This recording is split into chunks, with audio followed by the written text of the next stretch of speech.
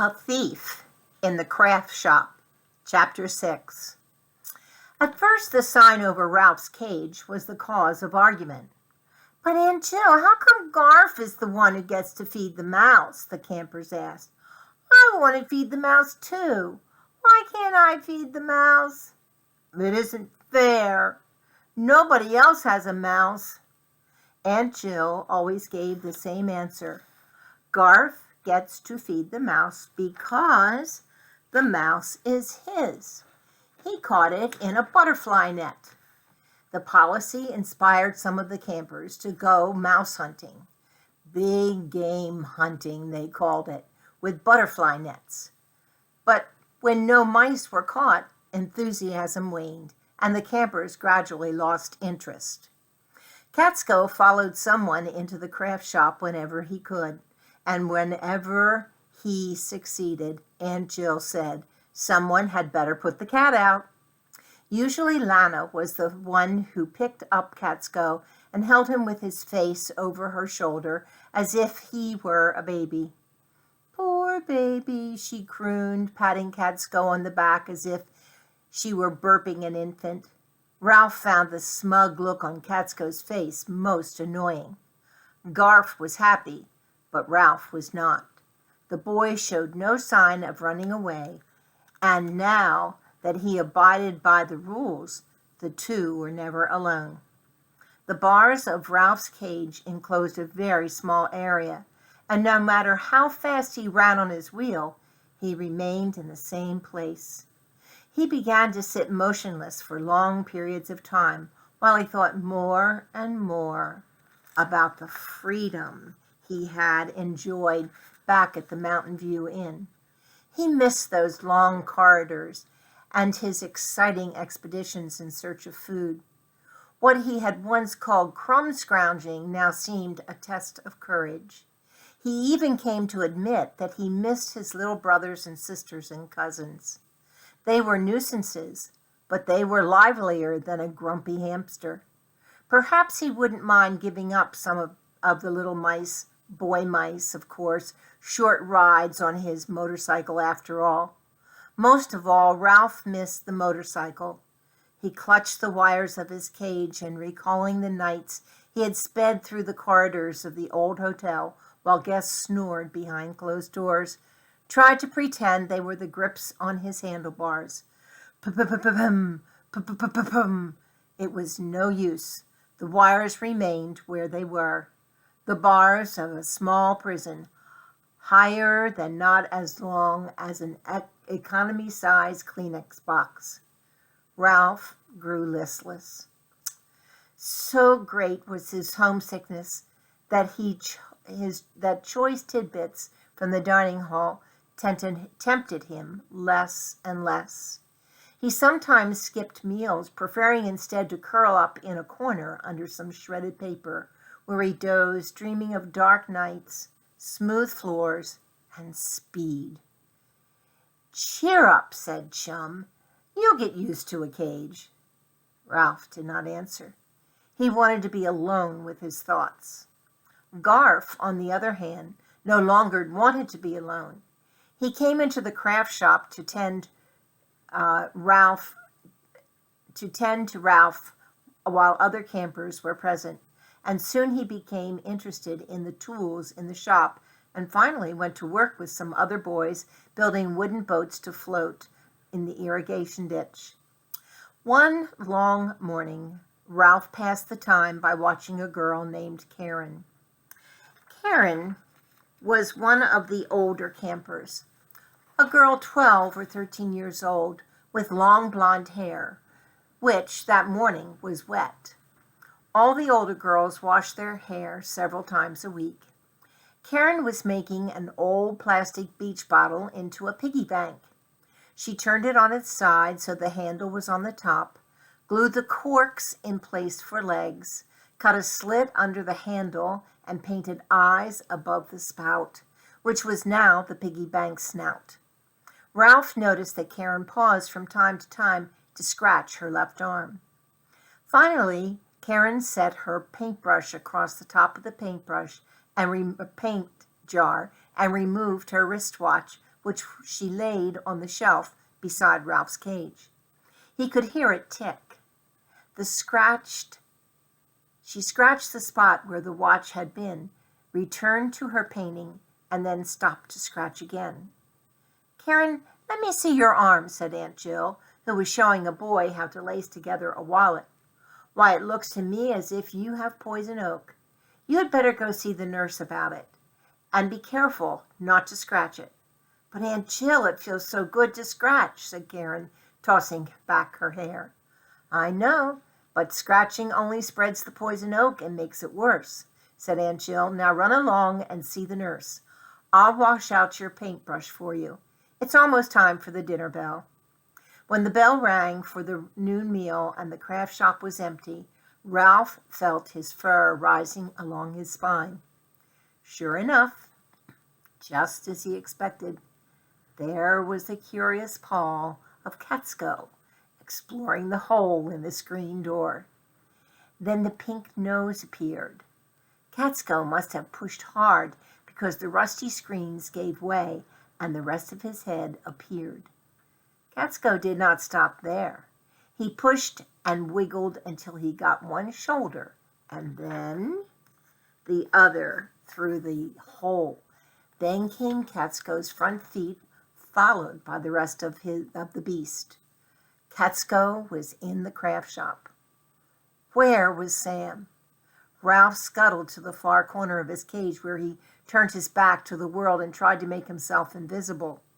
He heard Catsko land lightly on the work table beneath his cage and knew that this time there was no one to snatch the cat and shove him out the door. Ralph waited, but when nothing happened, he summoned the courage to peek over his shoulder. Catsko was calmly washing himself and appeared not to notice Ralph was not fooled for an instant.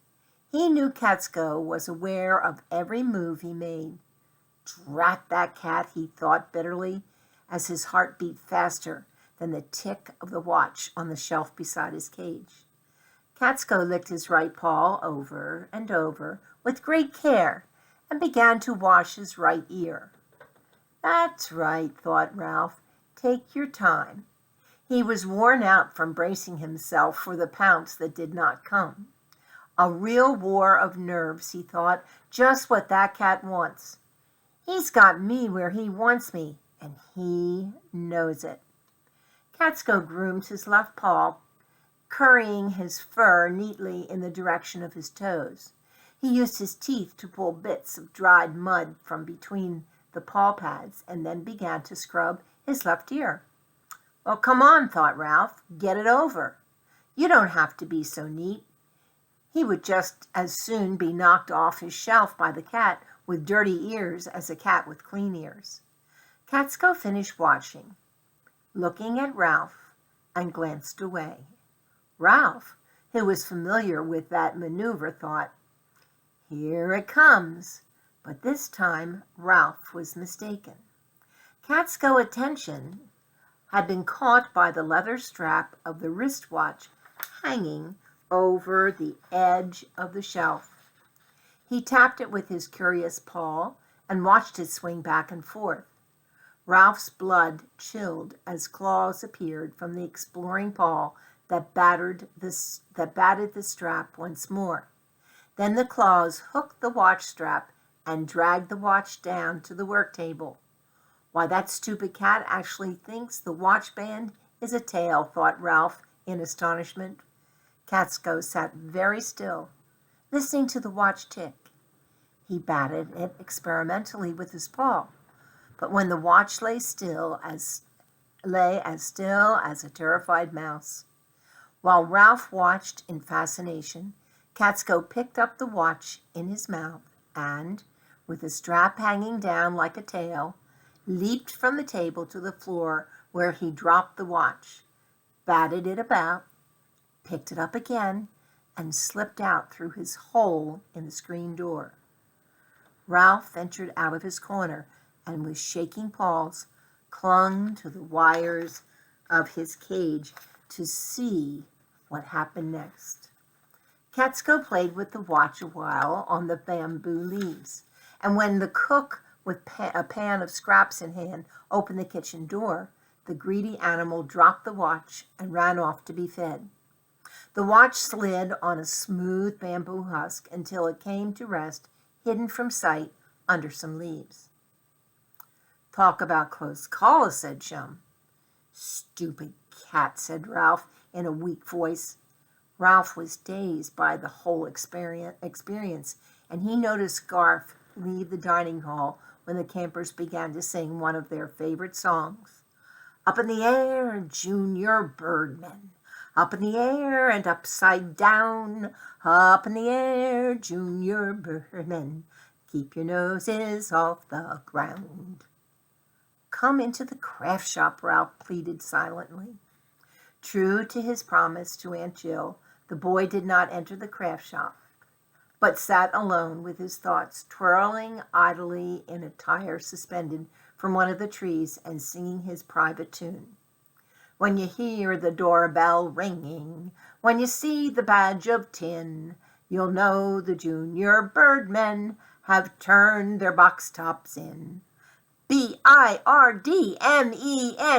Yay!" Before long, Karen, her left arm covered with white lotion, came running into the craft shop with two of her friends. "My watch!" she cried, sending Ralph scuttling into a corner. "It's gone!" "Somebody must have taken it," said one of her friends. An older girl was wearing polished English riding boots. "I'll bet it was that Garf Jernigan," said the second friend. "I'll bet it was too," said the girl in English riding boots. "I saw him leave the dining hall early." She brushed dust from the toes of her boots. Girls who owned English riding boots were proud of them and shined them often. Karen tried to be fair. "We don't know it was Garf, and we didn't see him come in here." The girls crowded out through the screen door to meet Aunt Jill, who had paused on her way to the shop to talk to someone. Aunt Jill, they cried. "Karen's watch is gone." "Aunt Jill, we have a mystery," cried Lana, who had tagged after the older girls in her dirty cowboy boots. She liked the dirt on her boots, which showed that she was not a newcomer to camp. Everyone wanted to hear about the missing watch. Campers crowded around Aunt Jill and the three girls. Through the open window, Ralph could hear snatches of conversations. "Aunt Jill, I'm sure I left it on the shelf beside the mouse cage. I'm positive." "Looked everywhere. And I saw Garf. And it was my birthday present." "Search the ledges." "He sneaks out of the dining hall. Hasn't ever even been excused from the table." "Now, girls," this was Aunt Jill. "Well, I don't care. He acts funny." That cat really has fixed things now, thought Ralph, as the campers gathered on the benches and at the old school desks under the walnut trees. One of the counselors led the singing, and Aunt Jill stepped up to the platform. "Campers, I have some unhappy news today," she began. "Karen's watch is missing from the craft shop, where she is sure she laid it on a shelf. It was not an expensive watch, but it was a birthday present to Karen. She would like very much to have it back." Here Karen nodded her head vigorously, and Aunt Jill went on. "We are not going to search the lodges, as someone suggested. We are going to let the person who took the watch return it, because it's the right thing to do." "A lot Catsko cares about doing the right thing," thought Ralph. He heard Garf, who was sitting on the last bench, say angrily at the boy in front of him, "What are you looking at me for?" Aunt Jill continued, "No one needs to know who took the watch. It can be returned to the shelf in the craft shop when no one is looking, or to my desk in the office. We are not interested in who took the watch. We want it returned to Karen because returning is the right thing to do." After Aunt Jill's speech, the campers began to sing, "You Are My Sunshine." Garf slipped away from the rest of the campers, and, as Aunt Jill had suggested, sat down by himself behind the clump of bamboo. This afternoon was the first time Ralph had seen him sitting there. "You make me happy," sang the campers. They haven't made Garf happy, thought Ralph, wishing that Garf were sitting on the other side of the bamboo near the craft shop door where he might find the watch by accident. "The boy is really in trouble," remarked Chum. Ralph turned in surprise. "I thought you were asleep under your cedar shavings," he remarked. That's what I make them think," said Chum. "I didn't miss a thing." "What is your opinion of the case?" asked Ralph, who knew the right words to use in such a situation from watching so many television programs in the lobby of the Mountain View Inn. "I think that boy is in a tight spot," said Chum. "Everybody knows he used to come into the craft shop when no one was here, and they know he is still the first person to leave the dining hall, so naturally everyone thinks he took the watch. He obviously can't return the watch because he doesn't know where it is, so of course everyone will think he is keeping it." "That's the way I had it figured," agreed Ralph. "And I can tell you one thing," continued Chum. "He's not going to come near the craft shop until that watch is found." "But what about me?" squeaked Ralph in a dismay, thinking of the sign above his cage. "Nobody else feeds me. I'll starve." "I'll try to toss you an alfalfa pellet once in a while," said Chum generously. "My aim isn't very good, but I should be able to get one into your cage now and then, enough to keep you going." "Going where?" wondered Ralph. "No place." What was becoming of him when the summer ended and all the campers went home? Would Garf take him away, or would everyone forget him and leave him to starve?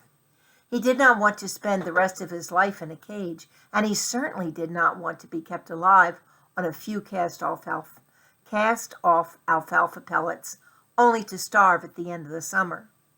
There was just one answer. Ralph had to escape.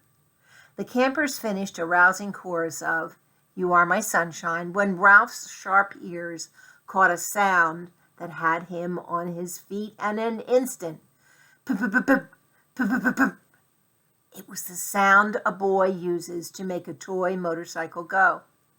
It was made softly, as if by a boy alone in his thoughts. Garf had found Ralph's motorcycle. "Hey!" squeaked Ralph at the top of his small voice. "That's my motorcycle!" Garf stopped pushing the motorcycle across the bamboo leaves just long enough to make Ralph think that he might have heard. Then, to Ralph's disappointment, he put the motorcycle in the pocket of his jeans and went off toward his lodge for the rest period required of all campers. Ralph was so excited he left the bars of his cage and went for a run on his wheel. Garf spoke his language. He knew how to make the motorcycle go. There was hope after all. All Ralph had to do was explain to Garf. As Ralph thought the matter over, his exercise wheel moved more and more slowly until it came to a stop, and Ralph sat back on his haunches. His plan would not work. Until Garf was cleared of the theft of the watch, he was not going to risk coming into the craft shop. Ralph had to agree that Chum was right.